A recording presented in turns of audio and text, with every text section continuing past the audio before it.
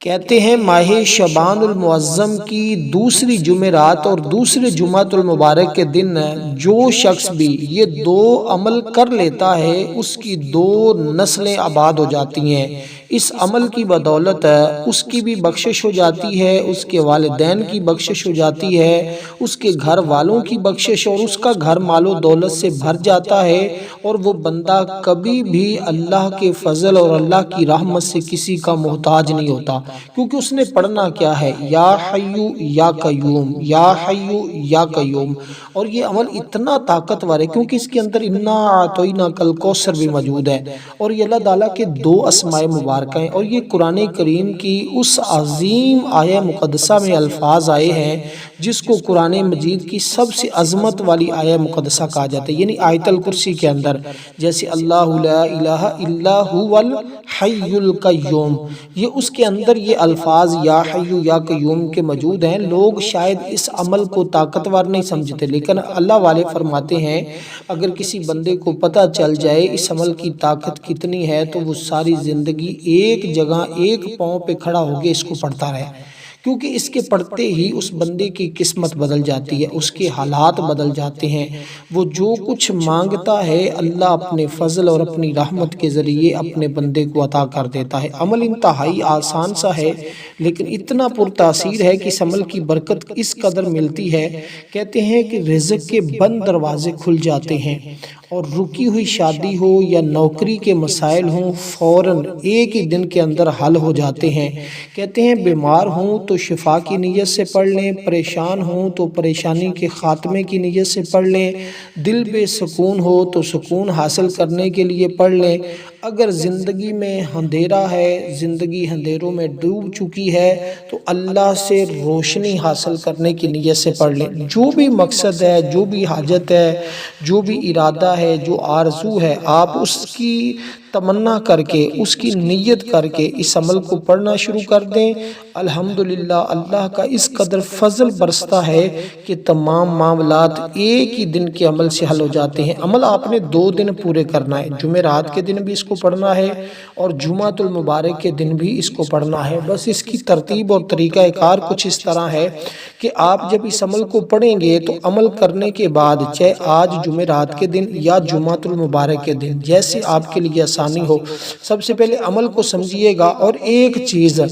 حسب توفیق اللہ کے راستے میں آپ نے صدقہ کر دینی ہے، بس صدقہ کرتے ہی آپ کی نسلیں آباد ہو جائیں گی، کیونکہ اس عمل کی تاثیر اور طاقت دیکھیں، اکثر اعمال ہم وظائف پڑھتے ہیں نا، تو وظائف کے دوران کسی جگہ کسی بھی طرح کی تھوڑی بہت کمی پیشی ہو جاتی ہے، تو وہ جو صدقہ ہوتا ہے وہ ہماری اس کمی پیشی کو ختم کر دیتا ہے، اور وہ جو ہم سے غلطی یا ہم سے کوئی سستی یا کسی قسم کا کوئی مسئلہ ہوتا ہے تو اللہ اپنے فضل سے اپنی رحمت کے ذریعے اور اس صدقہ کے ذریعے، جیسے ہم فرض پڑھتے ہیں نا نماز کے، تو اس کے ساتھ نفل پڑھتے ہیں، جو ہمارے نفل ہوتے ہیں وہ فرض کو پورا کر دیتے ہیں، جو ہم سے فرض میں کمی پیشی ہوتی ہے۔ اسی طرح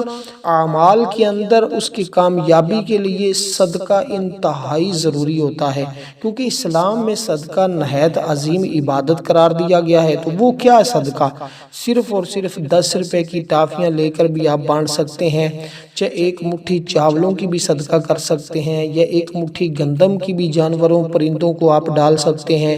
ایک روٹی بنا کر اس کے چھوٹے چھوٹے ٹکڑے کر کے یہ بھی آپ کسی پرندوں کو ڈال سکتے ہیں۔ تو یہ صدقہ کوئی مشکل نہیں ہے، اور یہ جب آپ کریں گے نا تو یقین جانیں آپ خود کہیں گے کہ واقعی ہمیں آج تک اتنا پرتاثیر عمل نہیں ملا جتنا ہم نے ان 2 دنوں میں برکتیں حاصل کی، کیونکہ فوراً دعا کی قبولیت ہو جاتی ہے۔ دیکھیں صدقہ کے معنی کیا ہے؟ اللہ کی راہ میں خوش دلی سے کچھ دینا، لیکن جتنا بھی دیں چاہے ایک مٹھی ہی کیوں نہ دیں، یہ مال، یہ وقت، یہ علم، یہ مسکراہٹ، حتیٰ کہ کسی کو تکلیف سے بچانا بھی صدقہ ہوتا ہے۔ قرآن کریم میں مختلف مقامات پر اس کو ارشاد فرمایا گیا ہے۔ یہ آیت صدقہ کے اجر کو کئی گنا بڑھا کر بیان کرتی ہے۔ مثل الذین ینفقون اموالهم فی سبیل اللہ کمثل حبۃ انبتت سبع سنابل۔ تو اسی طرح میں اب اس جانب نہیں بڑھتا ورنہ تو بات لمبی ہو جائے گی، میں اختصار کے ساتھ عمل سمجھانا چاہتا ہوں کہ آپ نے اول آخر اس عمل کے صرف اور صرف 5 5 مرتبہ درود پاک پڑھنا ہے، کیونکہ لفظ شعبان جو ہے نا اس کے اندر 5 حرف ہیں، تو کہتے ہیں 5 مرتبہ شروع میں، 5 مرتبہ آخر میں، درمیان میں یہ 5 کام آپ نے کر لیے تو آپ 5 منٹ کے بعد اپنی جگہ پہ بیٹھتے ہی اس عمل کو دیکھیں گے کہ اس کی تاثیر اور طاقت اور اس کے معجزات آپ کو ملنا شروع ہو جائیں گے۔ اب یہ نہیں کہ میں نے مختصر انداز میں یہ بات آپ کو بتا دی تاکہ ہر بھائی بہن بیٹے کو یہ سمجھ آئے کہ عمل آسان ہے لیکن طاقتور ہے۔ اس عمل کے لیے اگر سارا دن کے کام بھی چھوڑنے پڑیں تو اس عمل کو نہ چھوڑیے گا، سارے کام چھوڑ دیجیے گا۔ بس 100 باتوں کی ایک ہی بات میں نے کر دی ہے کہ 5 جو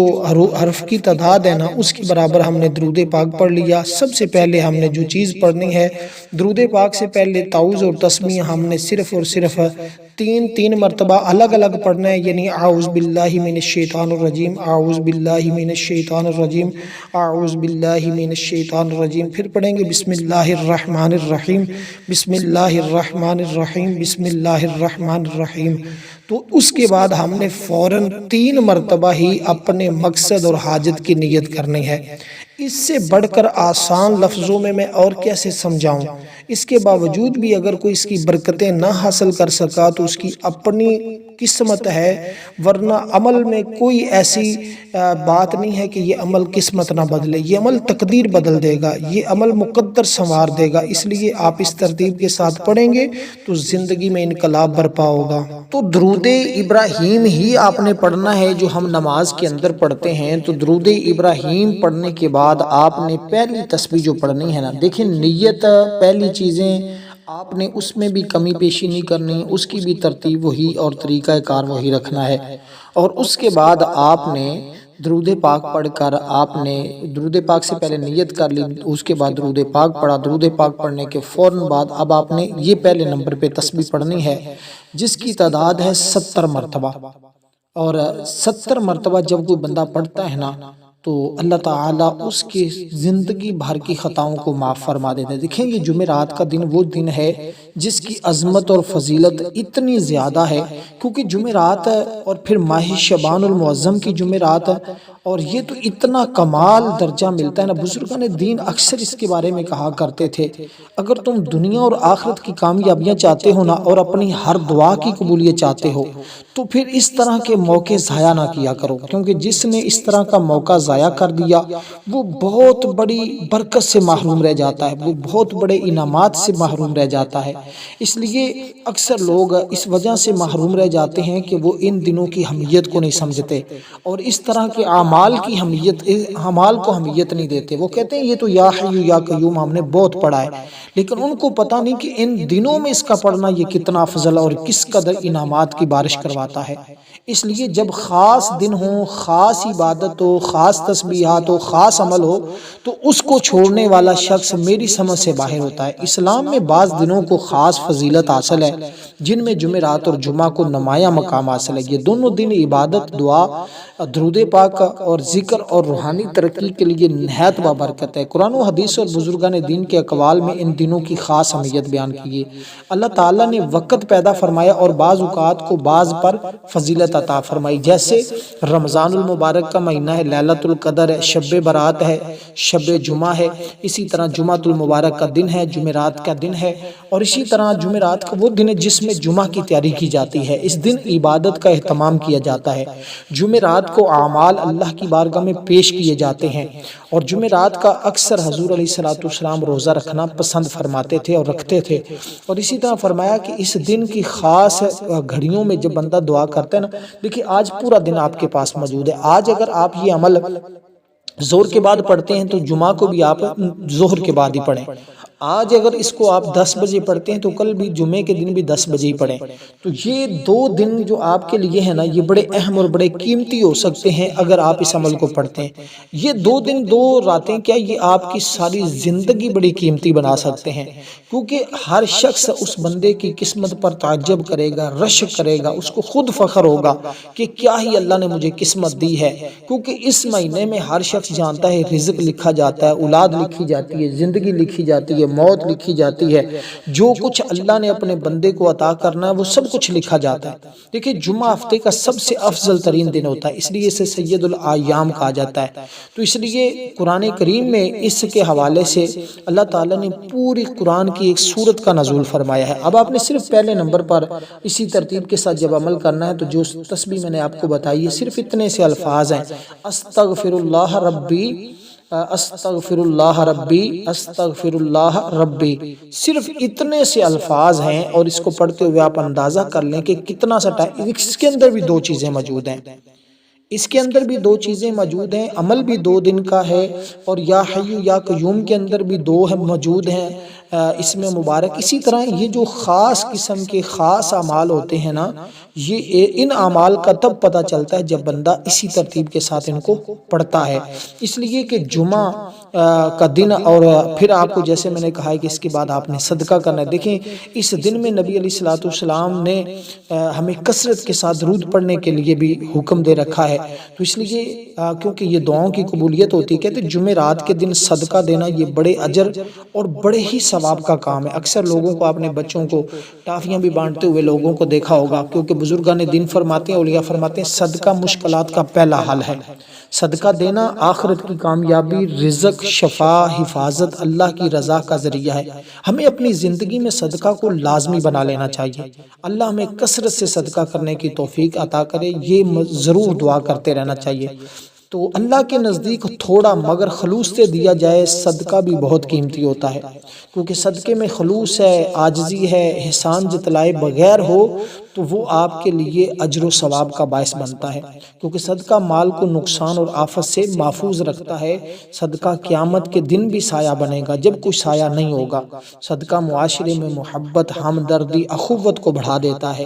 آپ یہ پرندوں کو کریں، جانوروں کو ڈال دیں، کسی بھائی بہن کی خدمت کر دیں، وہ آپ کی مرضی ہے، بچوں کو بانٹ دیں، تو یہ 10 روپے کا صدقہ جیسے میں نے آپ کو عرض کیا ہے آپ کریں گے انشاءاللہ تعالی، آپ کی زندگی میں وہ انقلاب آنے والا ہے جو آپ نے آج تک نہیں دیکھا ہوگا۔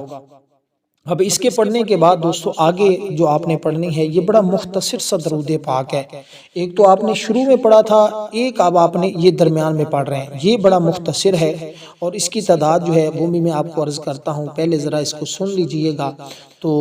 جب آپ اس کو پڑھیں گے تو انشاءاللہ تعالی آپ دیکھیں گے کہ اس کی برکتیں۔ لیکن عمل آپ نے باوضو کرنا ہے، قبلہ رخ بیٹھ کر کرنا ہے، ترتیب سے پڑھنا ہے، آخر میں ہاتھ اٹھا کر اللہ کے حضور دعا بھی لازمی کرنی ہے۔ یہ چند چیزیں ہیں جن پہ آپ نے عمل کرنا ہے، کیونکہ بند قسمت اس کے ذریعے کھلتی ہے۔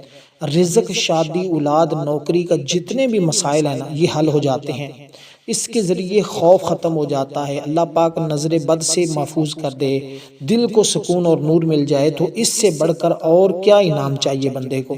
تو سخت پریشانیاں ختم ہوتی ہیں، بند رزق کے دروازے کھلتے ہیں، بیماری، خوف، بے چینی دور ہوتی ہے، دعا فوراً اللہ کے حضور پہنچ جاتی ہے۔ اس لیے یہ عمل جیسے جیسے بندہ پڑھتا جاتا ہے ویسے ویسے اللہ کی رحمتیں اور انوار و تجلیات اس بندے کے اوپر برستے چلے جاتے ہیں۔ اب آپ نے صرف اتنے سے الفاظ ہیں جو آپ نے پڑھنے ہوں گے، وہ کیا ہیں؟ آپ نے پڑھنا اللہم صلی علی محمد، یعنی یہ درود پاک آپ پڑھیں گے یا صلی اللہ علیہ وآلہ وسلم،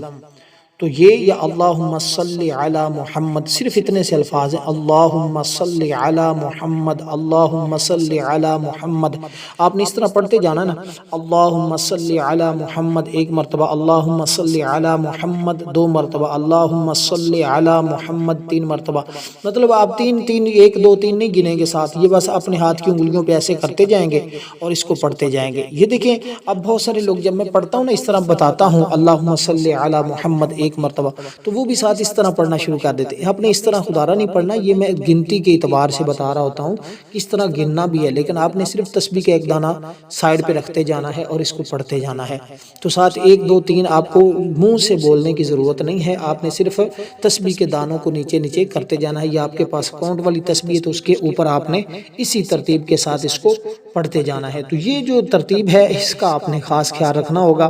تو جب آپ اس طرح عمل پڑھیں گے تو انشاءاللہ تعالی آپ کو خود اس عمل کی برکت معلوم ہو جائے گی، کیونکہ جن بچوں بچیوں کی شادیاں رکی ہوئی ہیں نا یا نوکری کے مسائل ہیں، تو حل نہیں ہو رہے، یا امتحانات میں ان کے لیے مسائل پیدا ہو چکے ہیں اور وہ ان کے حل نہیں ہو رہے، تو وہ لوگ آئیں، آج یہ عمل پڑھیں، انشاءاللہ تعالی دل کی دنیا بدل جائے گی، ان کے حالات بدل جائیں گے، ان کو وہ مقام، وہ عروج مل جائے گا جس کی وہ آرزو کر رہے ہیں، جس کی وہ تمنا کرتے ہیں۔ دیکھیے درود پاک کے مختلف واقعات ہم نے اپنی زندگی میں سنے بھی ہیں، پڑھے بھی ہیں، اور بہت سارے لوگوں نے جو ہے وہ درود پاک کے حوالے سے جو ہیں وہ باتیں بتائی بھی۔ کہتے ہیں جب سارے راستے بند ہو جائیں نا، سارے راستے بند ہو جائیں، تو پھر اس وقت ایک ہی راستہ بندے کے کام آتا ہے، وہ کیا ہے کہ اللہ کے حضور حاضر ہو جائے اور اللہ کی عبادت کرے، اللہ تعالیٰ سے مانگے۔ اللہ تعالیٰ اس بندے کو خالی نہیں موڑتا، تو اس لیے جب آپ اس طرح پڑھیں گے تو انشاءاللہ تعالیٰ پھر جو چیز طلب کریں گے، جو چیز مانگتے جائیں گے، اللہ پاک عطا فرما دے گا۔ تو اس لیے اس کی مختلف فضیلت بیان کی جاتی ہے، اس کے مختلف درجے بیان کیے جاتے ہیں،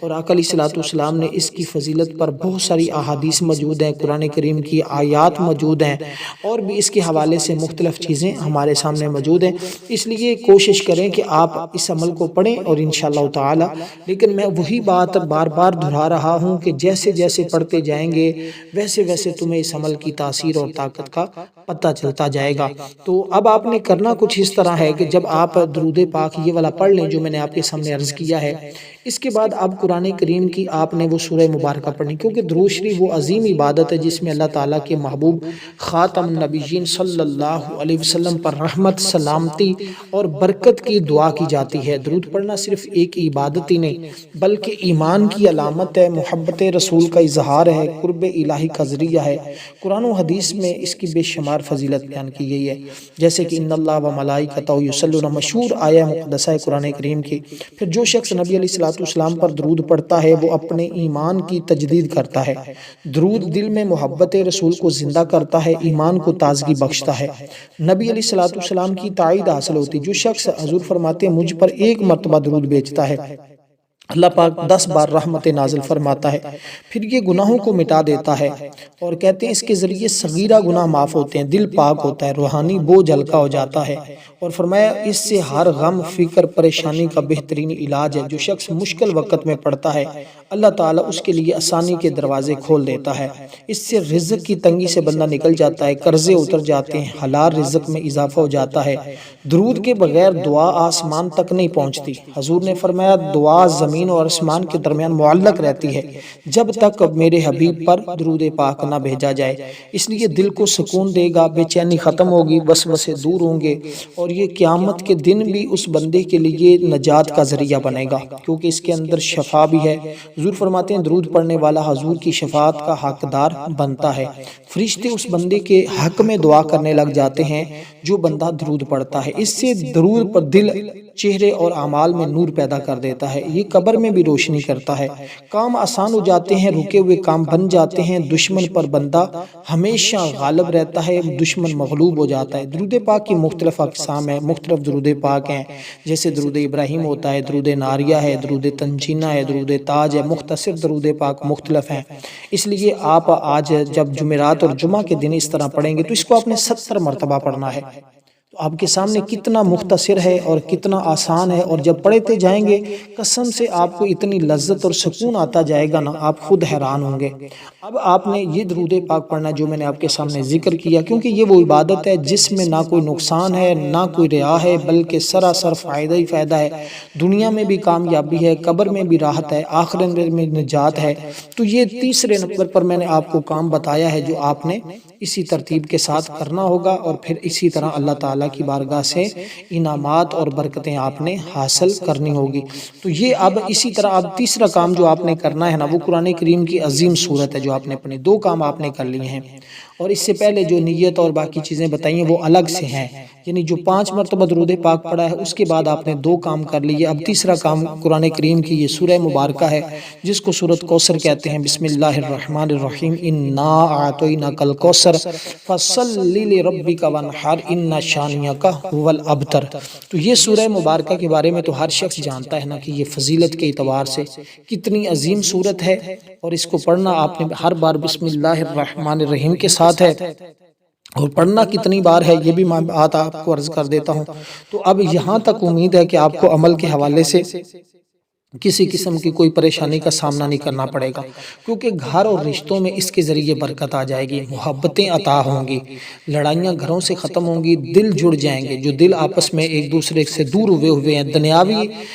عطا اور آزمائش دیکھیں یہ اللہ تعالیٰ کی طرف سے ہوتی ہے، اللہ تعالیٰ اس کو دور کر دے گا۔ عطا پر شکر کرنا چاہیے، کمی ہو تو صبر کرنا چاہیے، یہ دونوں عبادتیں بھی بڑی عظیم ہیں۔ تو اس لیے اللہ کی سب سے بڑی عطا دل کی ہے، سکون، اطمینان، قناعت اور شکر۔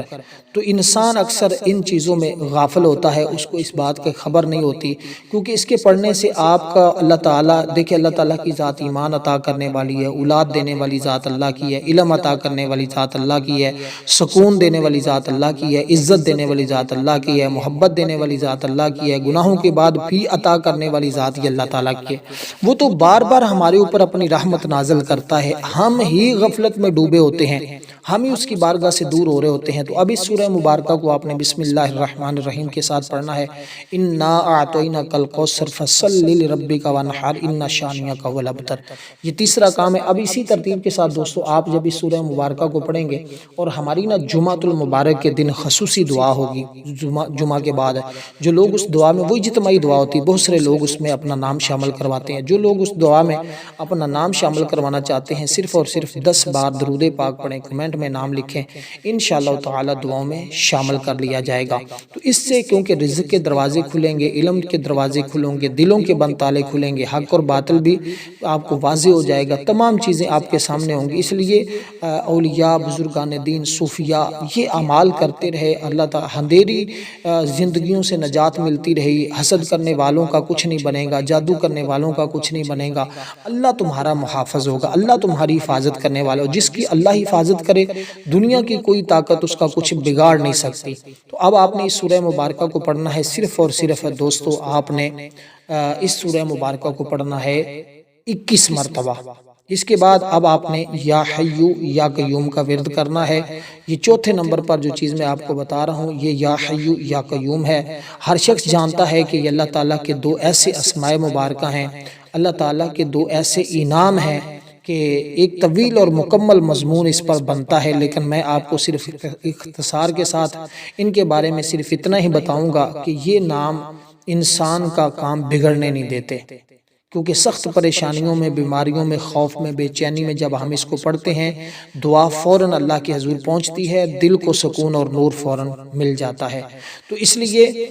آپ نے ان دونوں اسماء مبارکہ کو اکٹھا ہی پڑھنا ہوگا، یعنی یا حی یا قیوم 1 مرتبہ، یا حی یا قیوم 2 مرتبہ، یا حی یا قیوم 3 مرتبہ۔ اسی طرح آپ نے اس کو پڑھتے جانا، یعنی جو یہ میں پہلے عرض کر چکا ہوں کہ گنتی آپ نے ساتھ بولنی کہ نہیں بولنی۔ تو اب آپ کو دیکھیں کچھ بچے، کچھ لوگ ایسے بھی ہوتے ہیں جو نئے چینل پہ ہوتے ہیں، ان کو پھر نہیں سمجھ آ رہی ہوتی، وہ بیچارے بار بار کمنٹ میں پوچھ رہے ہوتے ہیں، اس لیے میں ساری چیزیں واضح طور پہ ایک ایک کر کے سمجھانے کی کوشش کرتا ہوتا ہوں تاکہ ہر بھائی بہن دوست احباب کا فائدہ ہو سکے، ہر ایک کو اس کی برکتیں مل سکیں۔ تو اس لیے آپ اس بات میں پریشان نہ ہوا کریں کہ بھئی یہ کیا ایک بات کو 2 3 بار بتایا جاتا ہے، اس میں یہی وجہ جو میں نے آپ کے سامنے ذکر کر دی، جو عرض کر دی ہے۔ اب آپ نے اس کے بعد جو تسبیح پڑھنی ہے، اب ان کو بھی آپ نے 70 بار پڑھنا ہے، پڑھتے ہوئے کوئی زیادہ ٹائم نہیں لگے گا۔ اب اس کے بعد پھر یا حیو یا قیوم کا ورد ہے، وہ کیا ہے؟ آپ نے پڑھنا ہے یا حیو یا قیوم برحمتک استغیث۔ اب یہاں آگے برحمتک استغیث کا بھی اضافہ کرنا ہے، یعنی یا حیو یا قیوم برحمتک استغیث۔ تو اس کو پڑھنا ہے، اس کے بعد پھر 5 مرتبہ درود پاک پڑھنا ہے۔ 5 مرتبہ درود پاک پڑھنے کے بعد پھر اللہ کے حضور دعا کرنی ہے۔ اب یہ جو میں 5ویں نمبر پہ آپ کو تسبیح بتائی ہے نا، پڑھنا اس کو بھی آپ نے 70 بار ہے۔ اس کے ساتھ اجازت دیجیے گا، ویڈیو کو لائک ضرور کیجیے گا۔ والسلام ورحمۃ اللہ وبرکاتہ۔